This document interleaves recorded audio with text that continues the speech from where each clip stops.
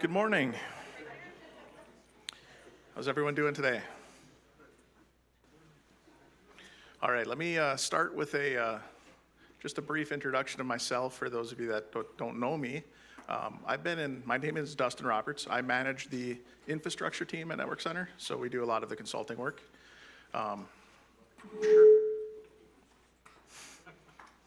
I've been in IT since '97. I have a long history of multiple different technologies. I started out just building computers. I've managed a couple different ISPs in the Fargo-Moorhead area. I was at Forum Communications for about a decade, managing their wide area network.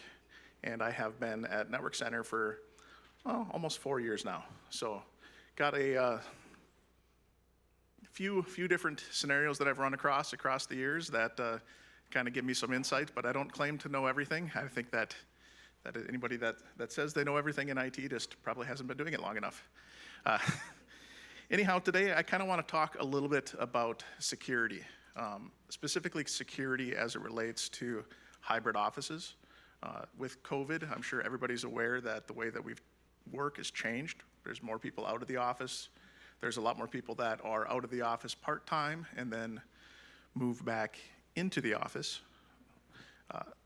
With that being said, the role of traditional security has changed. For the longest time, having a firewall, having antivirus, and having backups was really what you needed to do to make sure that you were protected. Now we've moved to more of a zero trust model. I'm sure you've all heard that term before, where we don't want to trust anything that's in our networks. We don't want to trust the users. We don't want to trust the computers because we really want to make sure they are who they say they are. So there's some various technologies that we can employ to make sure that we're double checking, triple checking who the user is, who the device is, and then even after they're authenticated, we can make sure that they have access to only the business functions, to only the resources that they actually need to complete their jobs. So we accomplish this through layered security. There are more layers than I will be able to talk about today in the time we have. So I'm going to assume that you already have those firewalls, you already have the backups, you already have the disaster recovery, you already have your traditional antivirus in place. We're not going to talk on those today. Those have been covered in depth many times over many conferences. We're going to talk about some other topics today. We're going to talk about network access control. We're going to talk about advanced endpoint encryption, advanced endpoint protection. We're going to talk about multi-factor authentication. We're going to talk about advanced detection and response, and a little bit about user education. So most of the time today, we'll probably be discussing network access control, as that is one of the technologies that is probably been underutilized, except for by large enterprise organizations up until the current time. If you don't know what network access control is a technology that identifies and gives access based upon role to devices that plug into your network. Traditionally, if you plug a computer into a switch port or into a wall jack that plugs into a switch port, that will be statically assigned access. However it's configured ahead of time, no matter what device plugs in, they're going to get that access. With Wi-Fi, if you know the Wi-Fi password, you log in and you have access. Network access control takes that further and allows us to identify and make intelligent decisions based upon what the server and the profiles know about the devices and the users that are plugged in.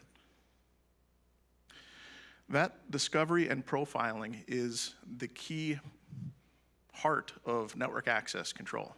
So when a device plugs in to your network, with network access control, the switch will talk with a server on premises or at a different location to identify the device. It does this through a number of ways. It can use radius, it can use SNMP, it can use DHCP, it can use HTTP headers, it can scan with Nmap, it can use the MAC address and use the vendor information. You can use all of this information to help identify what the device is that is plugging into the network. This then will give us an idea of what the device is. Is it a Windows computer? Is it a Canon printer? Is it a Cisco phone? Is it a IBM server? We can determine what the device is. The next step to authenticating and giving privileged access is determining who is that user connected to it, or which specific machine is it. We're talking about authentication at this point. Wanted to quickly talk about the differences between authentication and authorization. Authentication is determining who a user is or which computer is plugged in, and authorization is then going to be defining the roles, the security based upon who that user is.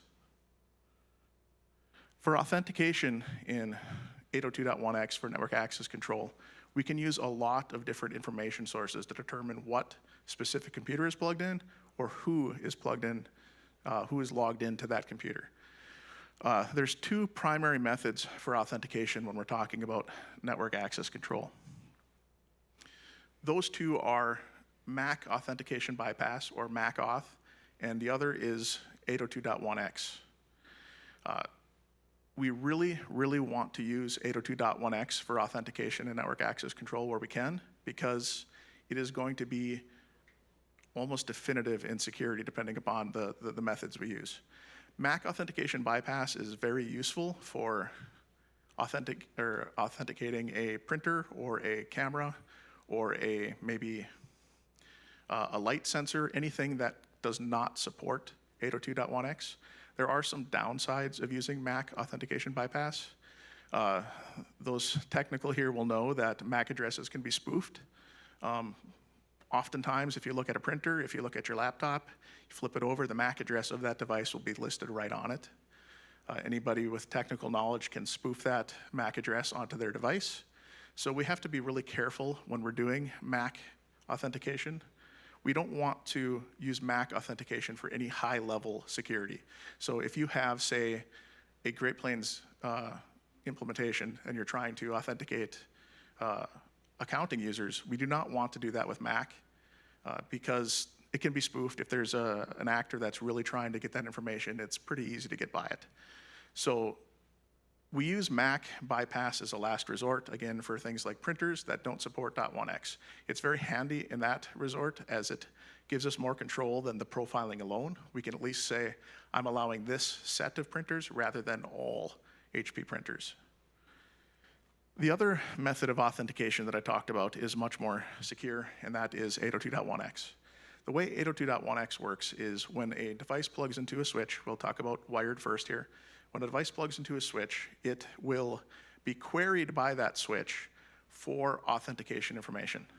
This will be done using EAPOL, which is a protocol that is common amongst all NAC providers, whether that's Cisco or HP or Fortinet. Once that EAPOL is sent, the client will be configured through generally Active Directory or a third-party supplicant software on the device to respond with its information. So we can do both device authentication or user authentication, or we can do both device and user authentication. The use cases for these can vary. If we're doing device authentication, this could be useful for saying we only want corporate computers to be allowed on our internal Wi-Fi. Device authentication can get a little bit broad. We can't narrow it down to specific users, so we can't say, accounting will have access to the Great Plains, but sales won't. So we can use user authentication for that case, where, of course, we're going to be either doing a certificate that has been issued by a enterprise CA or an Active Directory set of creds, users and passwords. With user authentication, we can then define those groups, the users, and make policies accordingly. In really secure environments, we're going to want to do both.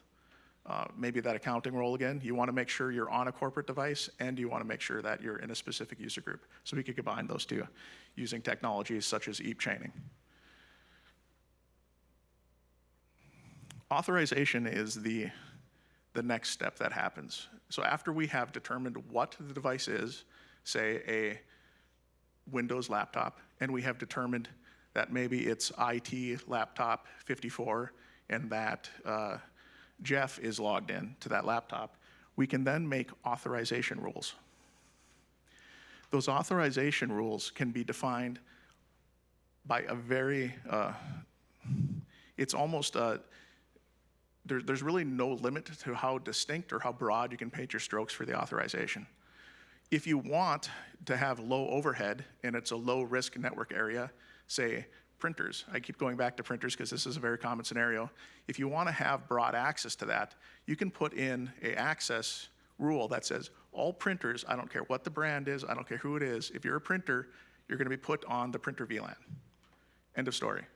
If you want to go further than that, you can say, we want to do MAC bypass with the printers, put a list of MAC addresses together, and then if you're in that list of addresses and you're profiled as a printer, you'll be allowed access to that printer VLAN.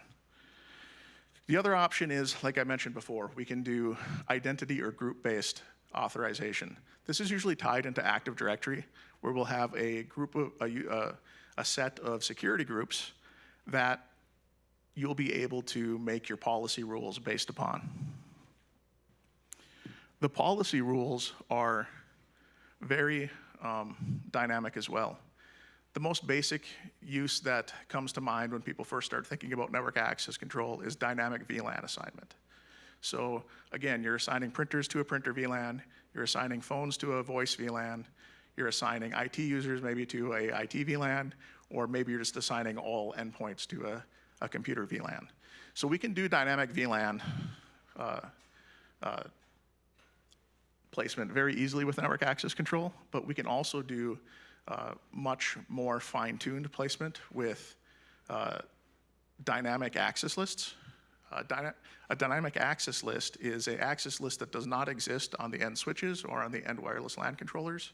It is defined on the network access control server. So you can actually have a specific access list tailored to each profile, or if you really wanted to set up all the work, you could have each user having their own unique dynamic access list that controls what they can talk to. So this would be an IP-based list is the way that works. So again, if we go back to the accounting example, we could have it so that if an accounting user logs in, they will get a profile that is assigned, they'll get dropped to a specific VLAN, and they will get a unique access list assigned to them that is based specifically for the accounting group, which will allow them to talk to the IP address of the accounting server. If on that same port, on that same computer, somebody from sales signed in, you could deny access to that accounting server, but perhaps give them access to a file share that has sales information on it. So what we're able to do with this is dynamically make sure that the users are logging in have only access to the resources on your LAN that they need to get their job functions done. This reduces risk if you are, I've got to be careful about that word eliminate. So it will reduce risk if there is any kind of infection or any kind of breach, because it's going to be limited in scale to what that user has access to, rather than all of your company's servers, all of your company's data. One other thing we can do with network access control, and this really plays into the whole hybrid role with computers going off-site and then coming back on-site, is we can do posture assessments on those devices. What I mean by posture assessments is we can make sure that, say we have a sales representative that has a laptop. It is a corporate device, so it's going to be allowed on our network based upon our policies.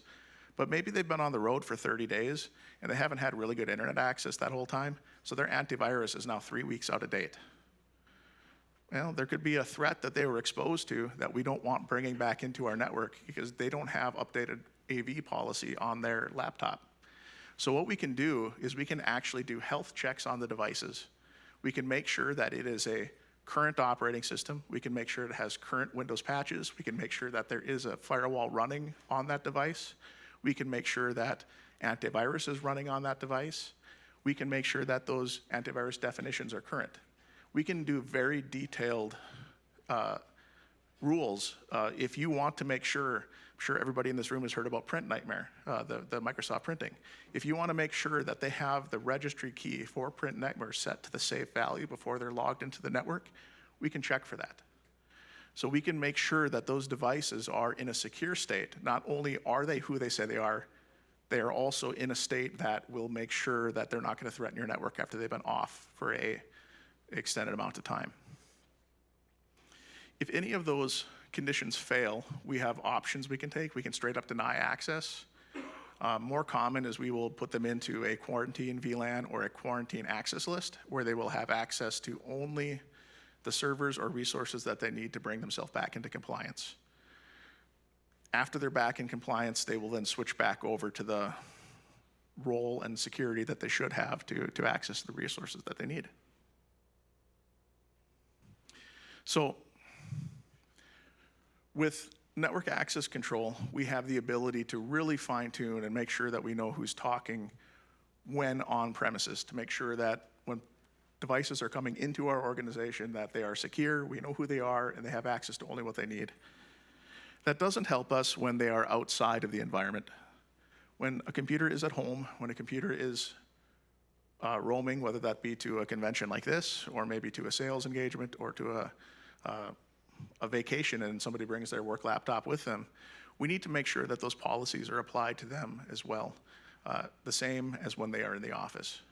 Traditionally, on endpoints, we would maybe put on a firewall and we would maybe put on antivirus software. In the modern world, that doesn't quite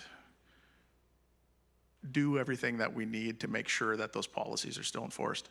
With advanced endpoint protection, we have a lot more features that we can make sure are enforced on the users to make sure that they have a safe environment and can still access what they need to. URL filtering, not even necessarily just for categories of what's allowed, but for malware, known malware URLs and known malware IPs is a very critical first line of defense these days for security. So while we have that built into the edge firewall on premises, when a computer is roaming, we can use applications such as AnyConnect with the Umbrella plugin or FortiClient to make sure that those same policies are applied to the user when they're off-site. We can do the same with applications. If we want to allow only known whitelisted applications to run on a device to make sure that they can't download and install some potential malware, we can enforce that with advanced endpoint protection. We can also quarantine immediately if any threat is detected on that device.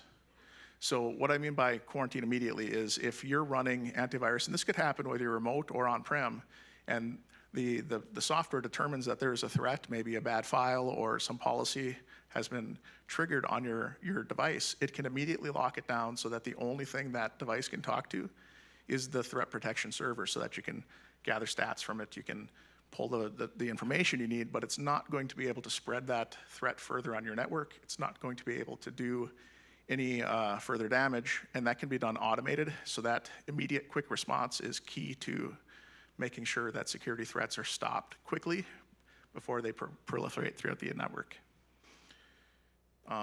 After the fact, this software will give you the ability to trace the flow of files through as far as where it was first infected, which devices were touched, so that you can make a plan for if you need to maybe re-image 7 PCs versus all of the PCs on your network, because now you have proof that, hey, this infected file was only ever discovered on these 7 PCs, and we have that information to make informed decisions without wasting resources that aren't needed.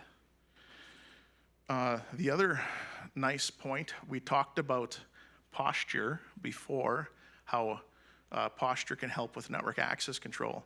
That is handled by these advanced endpoint protection clients. They're the one that is sitting on the device that is going to be pulling that information as far as which brand of AV is installed. Is that the corporate approved one?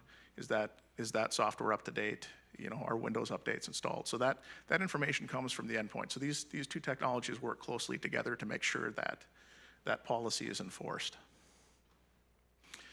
And remote access VPN, of course, is key with hybrid workforces. We want to be able to access our resources, and that is also built into these advanced endpoints. So you have really one piece of software that is accomplishing a lot of tasks for you, so it can minimize the administration overhead of trying to maybe manage 3 or 4 different apps to accomplish the same goal. Another technology that I'm pretty sure everybody's aware of, but has become a very hot topic recently, is multi-factor authentication. If any of you have cybersecurity insurance, I'm sure you know that they want a lot more multi-factor authentication in place right now. Traditionally, multi-factor has been used for remote access VPN. I would say most people have that in place for remote access VPN by now, or should. I will say that.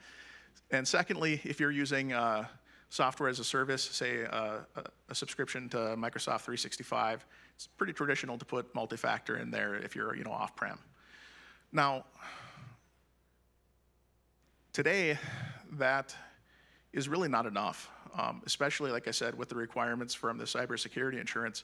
They're requesting multi-factor authentication to be used in ways that aren't as common traditionally. They were used in these by some, maybe governments, but not small businesses.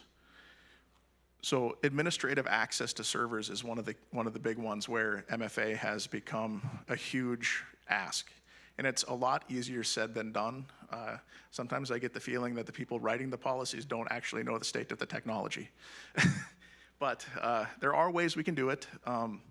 You can leverage Duo to install an agent on your servers so that when you log into those servers with an administrative account, you can be prompted on your phone or on your USB key to put in that multi-factors. That would, prevent lateral spread of information across. If an administrative account is breached, that would spread.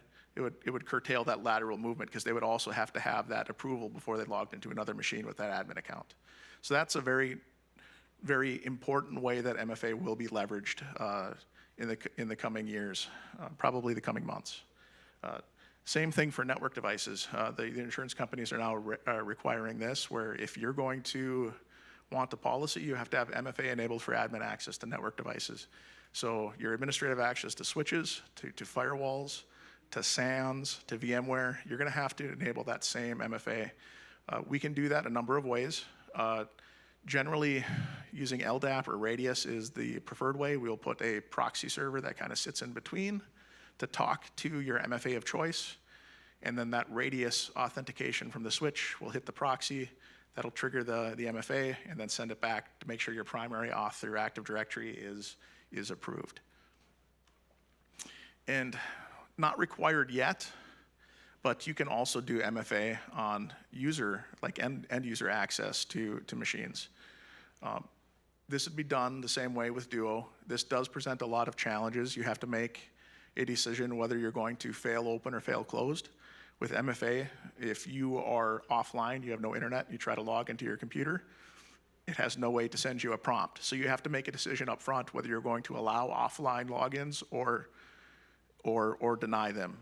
So there's risk to both sides, and that's kind of a business decision. You can decide that if there's no internet, we're just going to bypass MFA and their password is good enough. That's probably the most user-friendly way to handle it, and probably the way that most organizations will go, but you do have the option to fail closed as well.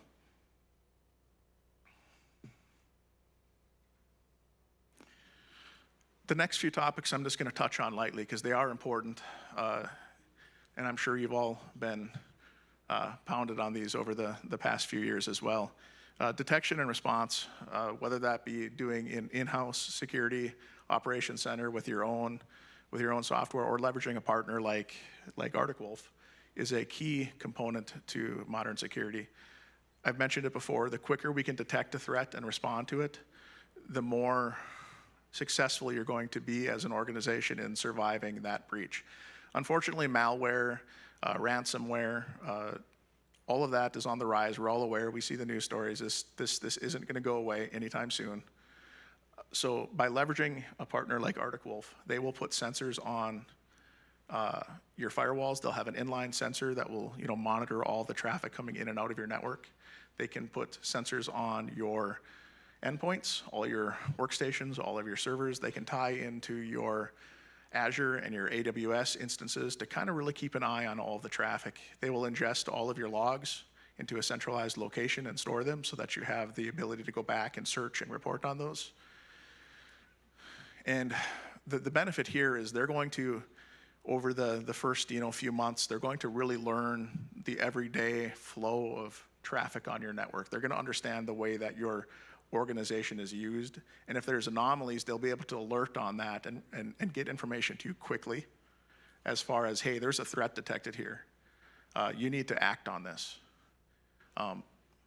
For any of those that are doing internal type alerting and monitoring, you probably know the biggest downside to that is alert fatigue. You get so many alerts that are just false positives, you just start to not pay attention to what's coming through. So by leveraging a partner like Arctic Wolf, they will vet all of those alerts for you and only bring the ones to you that you really need to pay attention to. They're going to reduce greatly the amount of false positives and alert fatigue that you're going to experience. And after that's taken care of, if they find something, that response, they're going to reach out. There's a couple of different models they have. They can reach out to you directly. They can partner with, a company like NCI as an MSP where you have a contract that they'll reach out to us to handle those responses.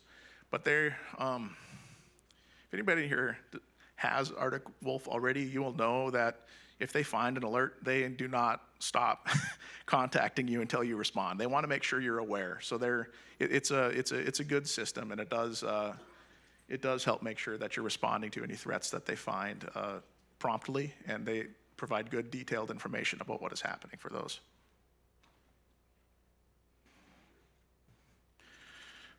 The last piece I want to touch on today is user education. No matter how much we try, no matter how many layers of security we put in place, no matter what technology we use, there's always the human element. And the human element is often where security fails. Social engineering is a thing. If somebody convinces a user to give them their password and hit the MFA key, all the technology in the world is not going to help. They're going to get into your network. So I don't want to spend a ton of time on user education. I just want everybody to know that it is incredibly important. And if there's one piece that I would recommend, if you're not doing already, is investing in user education. That's probably going to go further than any other technology that you can leverage on top of it. We have a few different partners we know before, and Arctic Wolf both offer technologies for this. They can do simulated phishing campaigns where they'll send out tailored messages to your organization so you can find out who is susceptible. You can get reports based upon that and maybe do follow-up training or follow-up campaigns based upon your initial results of who maybe reported, hey, I got this suspicious email, or who clicked on it and put their password in. So you can really nail down your training there. They have a comprehensive system. We've had very good luck with them. Again, I don't want to spend a ton of time on user education, but I just did want to mention it. So that's really what I wanted to talk about today. But I also want to give everybody here, I can only tailor what I think people are going to want to hear. So if you're looking to hear other information or you want to know specifics, I have this time open to answer any questions that you have about these technologies or maybe other technologies. So, and if you don't want to talk in front of the room, you can come up and find me later too and talk personally. So does anybody have any questions?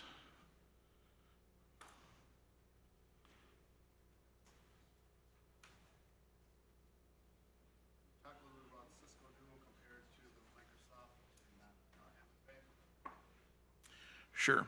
So actually, Cisco Duo versus the Microsoft Azure MFA, the solution that we've been recommending lately leverages both, and I'll explain why.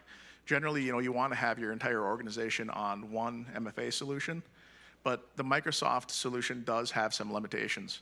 There is really no good way with the Microsoft MFA right now to do the administrative access to servers piece that is being required by insurance. So with that being said, there's a couple other ones out there, but Duo is the one that we've leveraged for that local authentication log, and it just works really well for that. The reason that we've been recommending a hybrid approach is a lot of organizations, I would say most of our customers already have Azure AD P1 licensing, so they already have the licensing they need for the Microsoft MFA piece. So what we've been suggesting is that all end user MFA functions, whether like logging into 365, logging into your remote access VPN, if you have any software as a service, applications out there in the cloud, all of those leverage the Microsoft Authenticator, and only administrative access will use Duo. You likely only have a handful of administrators in your organizations that really need that admin access. So you can then limit the amount of Duo license you need to buy to maybe like 3 or 4 to handle those pieces that the Azure Authenticator can't handle. It's really important too. I'm Abby, so I work on the Microsoft stack too, but it's really important when you're working hybrid to have that authenticator in place because, like for example, yesterday we're working on putting our presentation together next door and David's computer was stolen. So you're able to actually, and it's a true story, right? So we're actually able to go and do a remote wipe with Intune as part of that, premium stack that you should have, and be able to protect your company data. And so when you think about Authenticator, that is a big piece of it, and you really should think about how much money would your company lose if your company data was stolen, and then it puts it into a whole different perspective from that area. So I can't keep my mouth shut on security because it's a big deal. Yeah, it's a huge piece right now. And to your point, every like 365 migration or anything we do in that regards now, MFA is just assumed that we're going to be enabling it because I can't imagine running that kind of a service without MFA in 2021. And hopefully Microsoft comes up with a solution for that server login soon. But Authenticator is great for the end user, Yes. right? And especially hybrid work, pandemic's not going to get better, and so it's something to think about from that perspective. Yeah, and then that, as I mentioned, that's kind of the role that we've been recommending is using the Microsoft Authenticator for all those end user pieces. And then the Duo to fill in the gap kind of there for admin, where that piece maybe right now doesn't work, but maybe will in the future. So, other questions?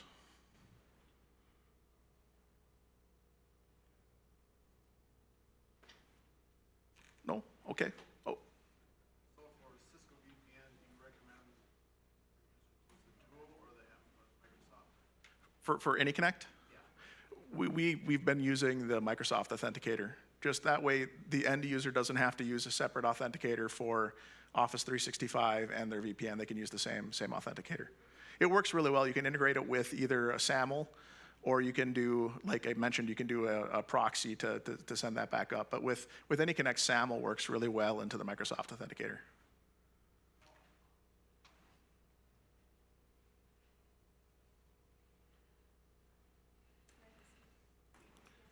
Any other questions? Okay, well, if you do have more and you want to follow up or dig maybe more into detail on any of these, please come find me. I'll be around all day. I appreciate your time. Thank you very much.